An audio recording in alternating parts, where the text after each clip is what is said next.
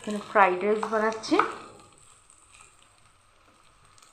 কালকে পুজো আছে, একটুখানি এগিয়ে রাখছি রান্না। আর এখানে আলু সিদ্ধ করে রেখেছি, আলুর দম করব। ফ্রাইড রাইস একদম রেডি, এবার আলুর দমটা বানাবো। আমি প্রস্তুতি নিচ্ছি।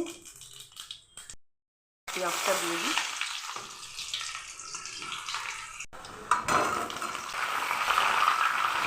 রসুন টমেটোর পেস্টটা দিয়ে দিচ্ছি। দেখো আলুর দম প্রায় হয়ে এসেছে, আর একটু ড্রাই হবে, তারপর নামিয়ে ফেলবো।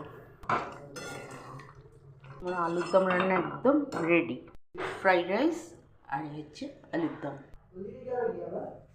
এই দেখো ফ্রাইড রাইসের ভাত, আলুর দম আর পেঁয়াজকলি আলু ভাজা, রাঙা আলু ভাজা নিয়ে বসে গেছি খেতে।